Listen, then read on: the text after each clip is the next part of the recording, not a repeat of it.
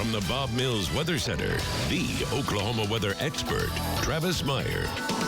The Home and Garden Show reminds you of spring. And then we have to throw in some snow on Friday. What's the deal? But anyway, it's a big storm system, and really for skiers and for the western part of the United States that has been totally left out of moisture, this is very, very helpful. This is a dip, a big trough in the jet stream, and that has just been a stream of moisture along with really, really cold air as well. So there is a little bit of an issue there. It's really cold, but you have to have that to make snow anyway. But we're talking about 8 degrees right now in Denver, 14 in Billings. You can see Bismarck Pier. That is some seriously cold air. And some of that cold air is just going to try to scrape by and catch us as we go on into Friday, and that's going to help make our snow thing. Temperatures were okay in the southwest and the southeast. We had tornado watches and even tornado warnings in northern Florida. So again, pretty active. And here's what's real interesting. The ski reports, some of the ski reports are coming in with 10 inches of snow today. And so, I mean, it's just perfect timing for spring break. This area in here is winter storm warnings just to the north. Travel advisories are what you see in the orange colors, and those are sinking south. As the storm gets closer, we'll probably have some issues to deal with. Right now, the sun is setting on what has been a really, really nice day without any wind, and that is part of the cloud deck that is going to be part of the initial part of the system. They'll be starting to show up as we go through later tonight and tomorrow. 52 degrees right now, dew points at 27. The air is very dry yet, but tonight through the morning hours, we'll just kind of see most of that staying up to the north. Notice the blue arrows, though. That's indicative of that colder air. We'll be in the 30s here in northeast Oklahoma, southeast Kansas, and northwest Arkansas.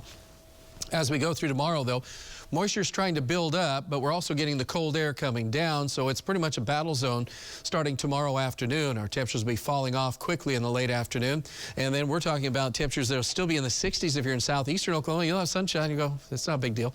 Well, then it'll become a bigger deal because all that cold air is going to continue to sink to the south as we go through early Friday morning. Those snow bands, although not super heavy, will have a chance of causing some light freezing drizzle in Tulsa in the early morning hours, and then there's a chance as we go through a noon, or I should say from about early morning Friday to noontime of that turning all into snow. And there could be a few bands of heavier snow that would move through, especially in the midday, morning to midday hours.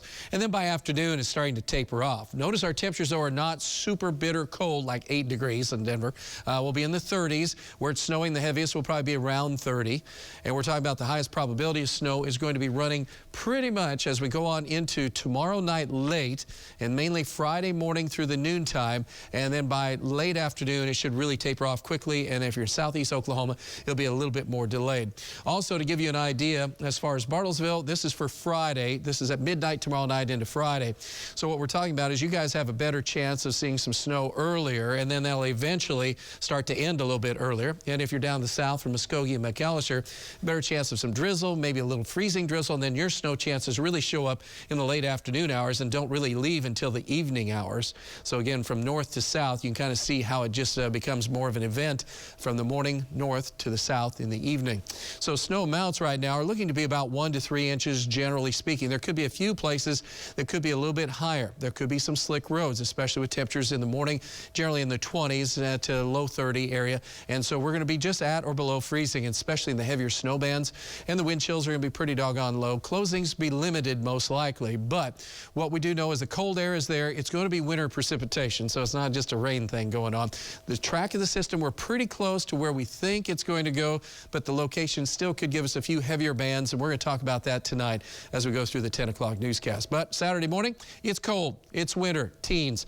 During the afternoon, we should start to see the snow melt. It'll get better, and then by the time we get into Sunday, it's looking pretty good with 60s to near 70, and I think you'll be happy about that. And spring break is looking fantastic, so there is some good news. It'll be above normal. It does get colder again, but at least about 4 or 5 days of spring break are looking good. All right, so tonight through the morning hours, just basically chilly to cold, and then we'll get up to a reasonable temperature at noontime, and then that'll fall down as we go into the late afternoon as the cold air arrives. We'll be down to 25 Friday morning with a snow or freezing drizzle, and a winter day on Friday. And temperatures are low to mid-30s at best. And then we see that massive rebound. How often do you see that on spring break?